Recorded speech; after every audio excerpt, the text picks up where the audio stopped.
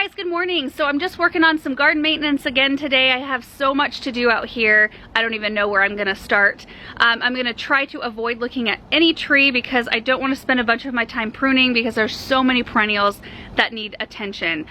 So I think the best thing I can do is just start gathering up all of my tools. I'm gonna go get the lawn tractor and then I'm just gonna pick a flower bed to start it. Cheddar, what are you doing? Okay. So I've got my ice water and some pruners. I already had a kangaroo pop-up bag by the back door. That's typically what I end up with at night. So Benjamin and I come out here in the evenings and I just kind of fuss with plants a little bit while he explores, and then I end up just dumping my tools at the back door. But I need to go gather up all the other things that I like to use. Oh, I forgot I left a bunch of locust branches in the trailer last night. Dang, I'm gonna have to go find a place to put those first.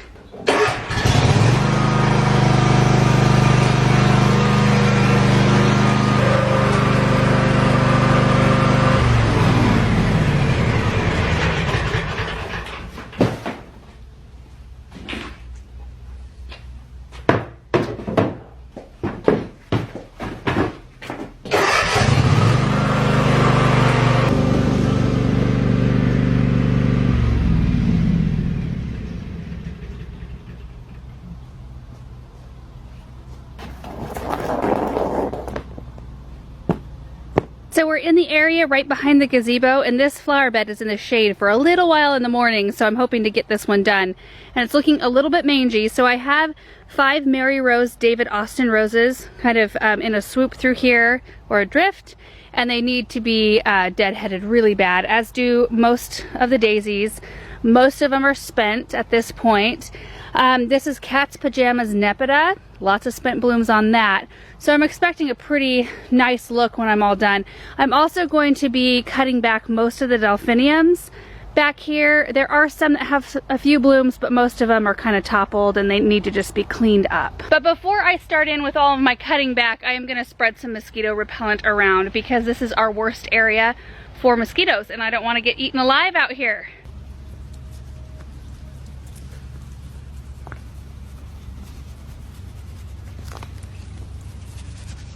Alright, so I'm going to start in with the actual work here. So with this Nepeta, usually if you catch it at the right time, you can kind of shear the whole plant back to create a nice little mound, which I may still do, but you can see that it's already starting to set its second flush of blooms, and there are some nice ones still. So I might be slightly selective as to what I cut back, so I leave all the good stuff in the buds, just because I left it so long. And then with the daisies, I'm going to kind of do the same thing. I'm going to be selective because there's still some really nice ones in here, but like these I want to take out so I don't have to look at those anymore. And there are a few of the daisies that are much further along, like this whole plant almost can be cut back a little bit. And these daisies I transplanted here this spring from another flower bed and they've done really well. I'm really thankful for that. So let's tackle this Nepeta first. Gotta wear gloves because we're doing a cooking video later today. Can't have gross hands.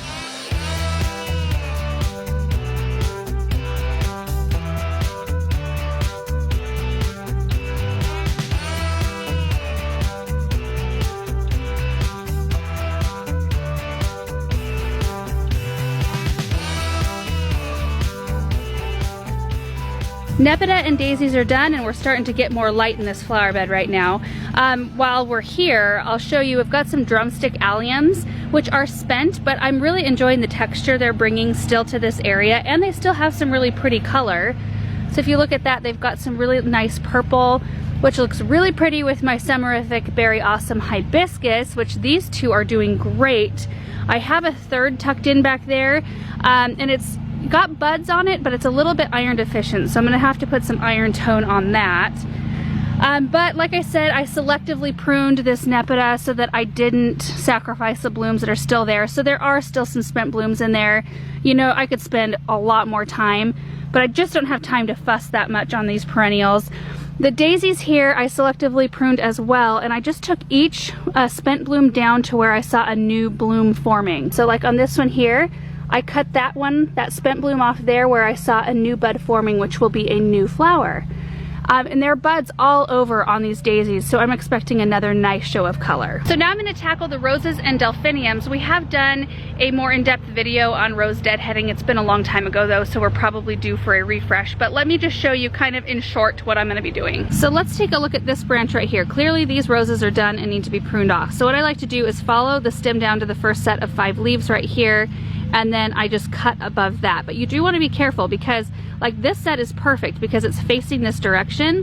Wherever you cut it, whatever direction that set of leaves is facing, that's the way the new branch will form. It'll go out this way, as opposed to like if I were to cut it above this set of 5 leaves, my new branch would start kind of cruising in toward the center of the rose bush, which we don't want.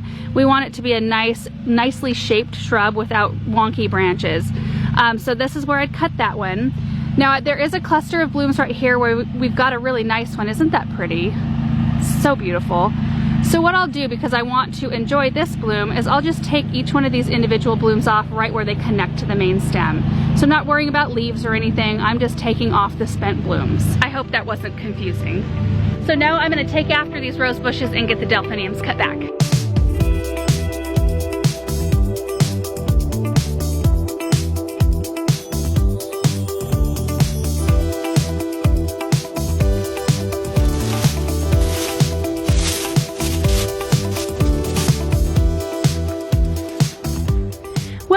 Hoping to get the cleanup done before the sun started to beam into this area, but you can see back in here that I ended up taking the delphiniums all the way down because there wasn't much worth saving once I got into the project. So the last couple of things I want to do in this bed are to dig this one grass out. See, I've got this like little drift of blue fescue, and then this random one that's all green and it's bugging me. So I'm gonna take that out so we've got our all blue going on. And I'm gonna go ahead and feed my roses because it's a good time of year to do that. Now 4 of them are actually brand new. So these 2 and the 2 that are over here, I just planted this spring. This one I planted last summer. And they're all doing really well, but I just want to keep them going and keep them healthy. And the very last thing I'm going to do is throw a little bit of mulch down in the areas of soil that I can see, because it does help with weed suppression and moisture retention this time of year, which is really, really helpful. Oh, that's a rock. Oh, that's much, much better.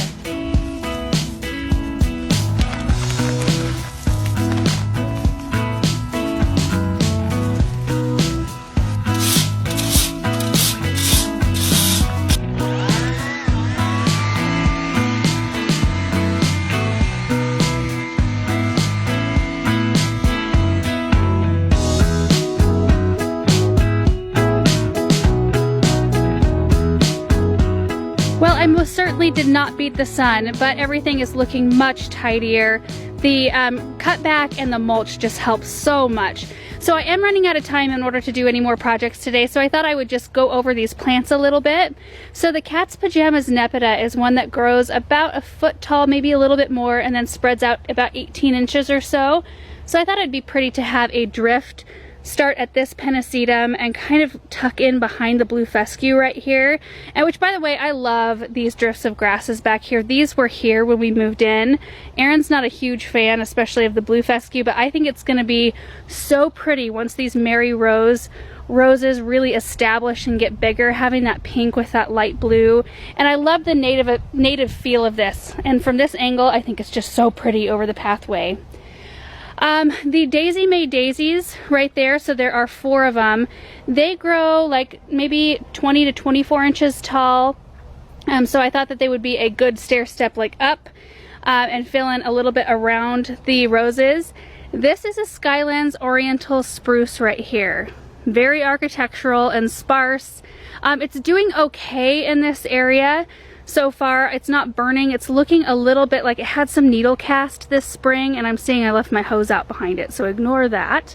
But this one, I'm hoping, grows to its full size. It grows 25 feet tall by 15 feet wide, which I understand that at the point where, you know, it gets that big, I will have had to move these things, but it takes so long for evergreens to get there that I didn't want to leave a ton of space around it.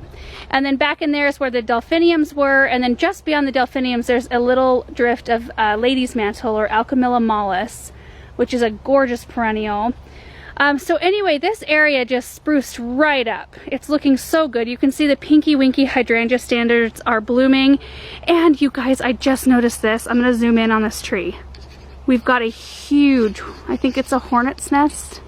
Look at that. I did not notice that until today. I'm not really sure what to do with that. And it's really high up in that tree.